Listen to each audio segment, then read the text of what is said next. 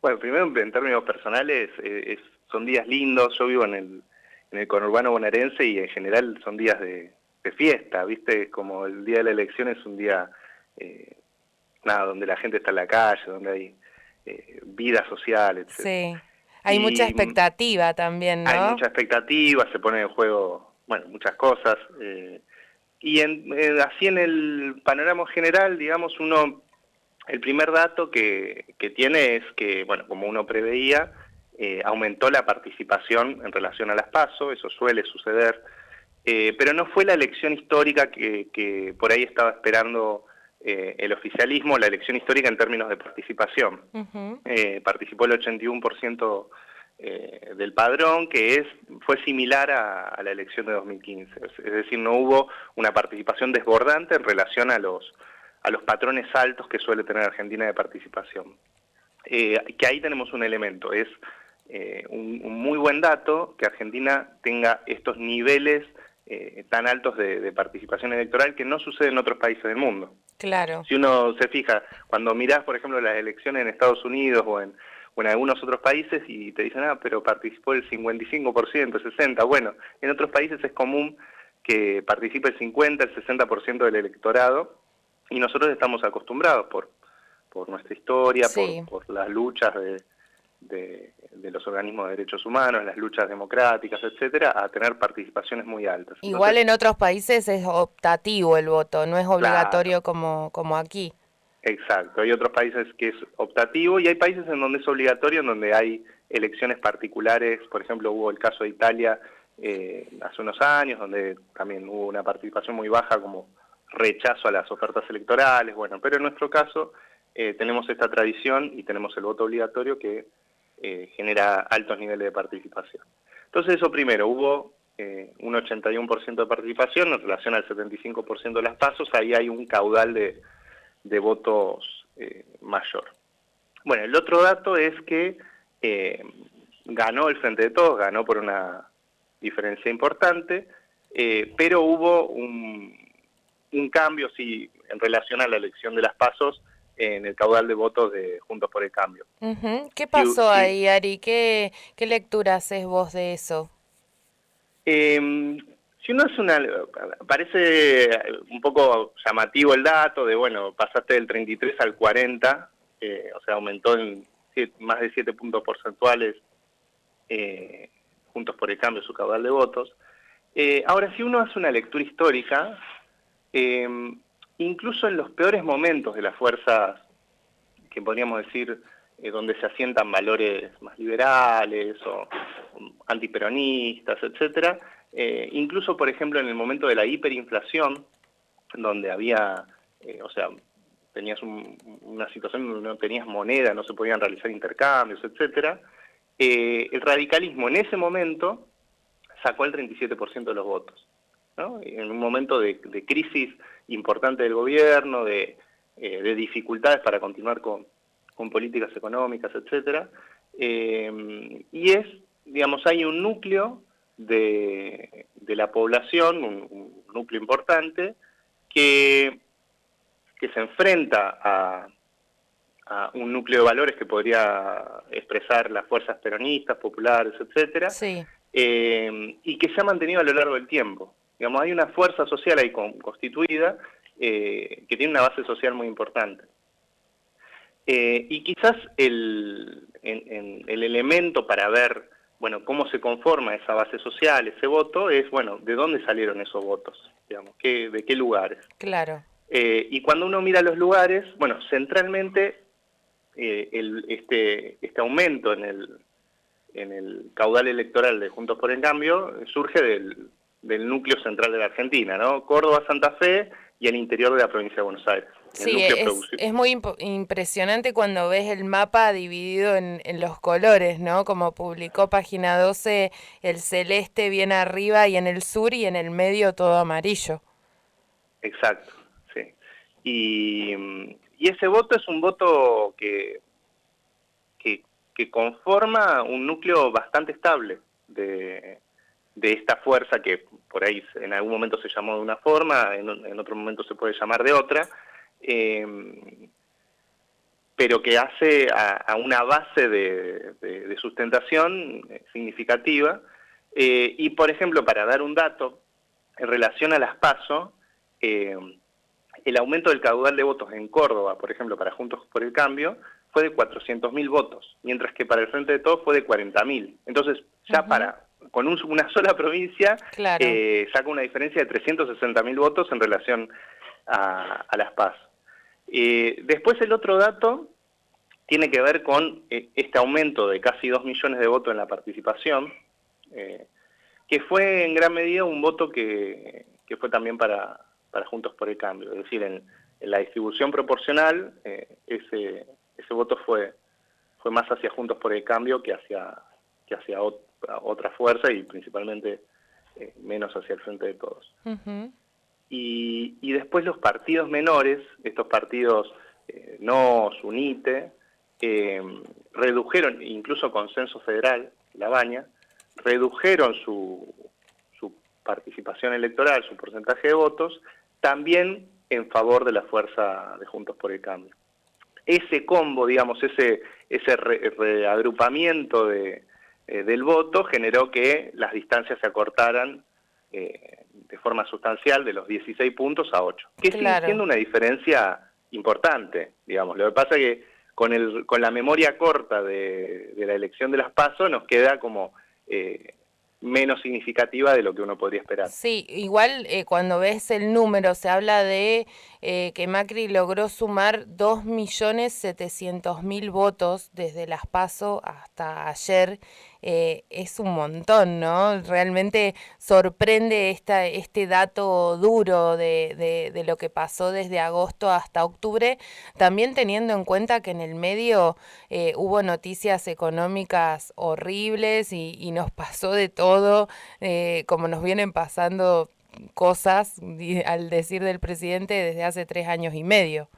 Sí, sí. Sí, hay algo de ese aumento del voto porque el Frente de Todos también aumentó casi en 400.000 votos.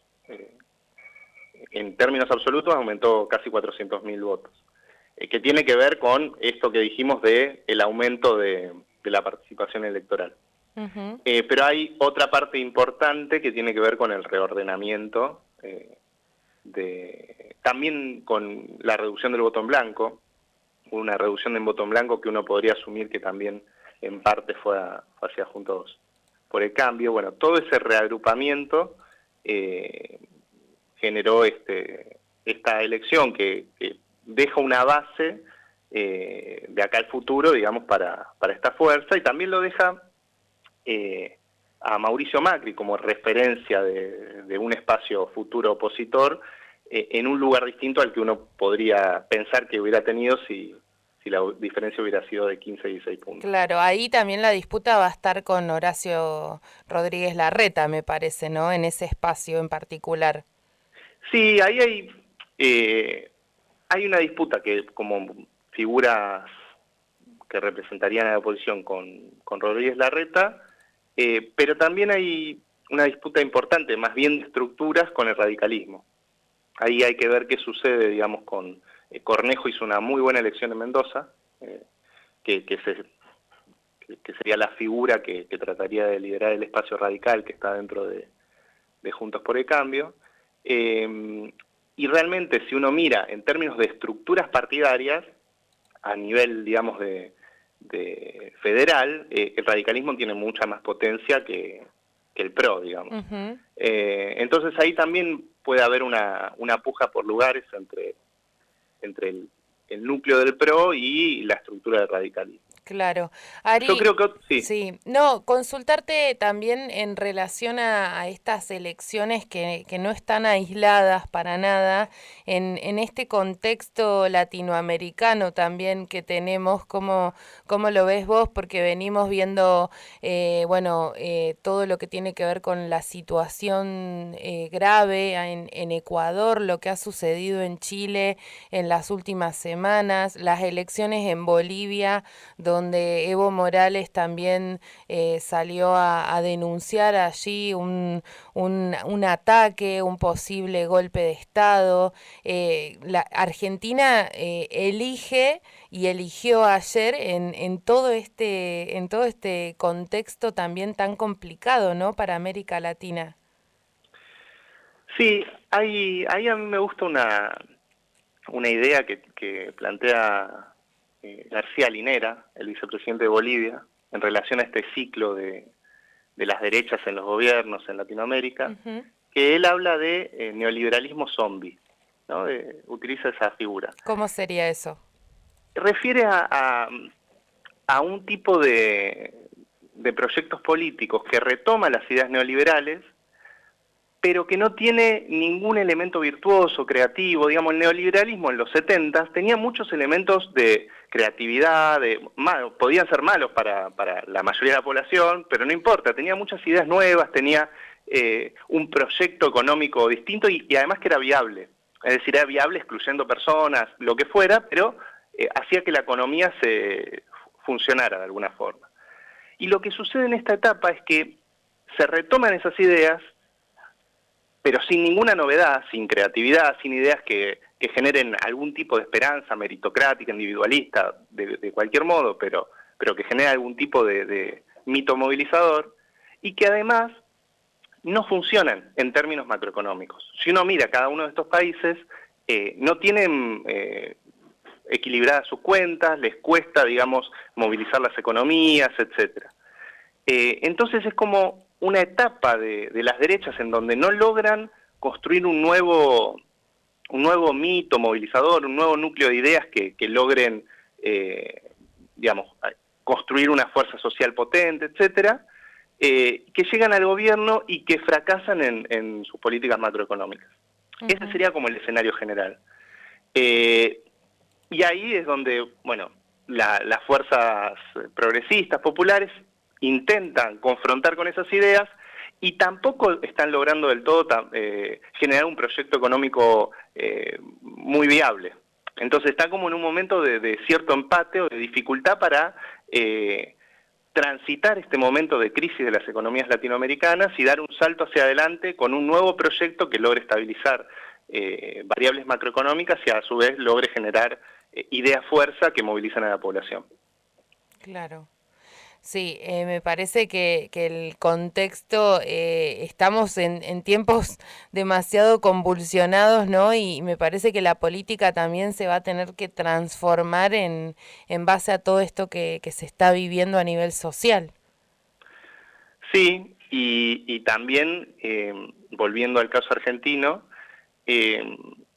quizás alguno de los elementos de novedad de este momento es el tipo de alianza que se logró conformar. Uno ahí sí ve elementos de novedad, uh-huh, que pueden fomentar, digamos, algún tipo de estructuración novedosa, que fue absolutamente indispensable para poder lograr este triunfo. Con estos resultados uno ve que sin esa alianza amplia digo, con sectores importantes del peronismo, sectores del kirchnerismo, uh-huh, sectores progresistas, bueno, toda esta alianza amplia que conforma el Frente de Todos, es la que finalmente permitió conseguir un triunfo ante una fuerza que se muestra aún potente, ¿no? ¿Es una mutación de los partidos políticos tradicionales? Y al menos es una hibridación, es decir, uno tiene los núcleos de los partidos políticos tradicionales, pero necesita meterle partecitas de componentes de otras cosas para poder, digamos, construir una fuerza que logre ganar elecciones. Y lo importante para el momento que viene es que esa heterogeneidad es absolutamente necesaria conservarla. Es decir, si vos perdés cachos o partecitas de esta gran alianza, debilitas tu base de poder y estás confrontando con otra fuerza social con una base importante, entonces tenés que hacer todo lo posible por sostenerla.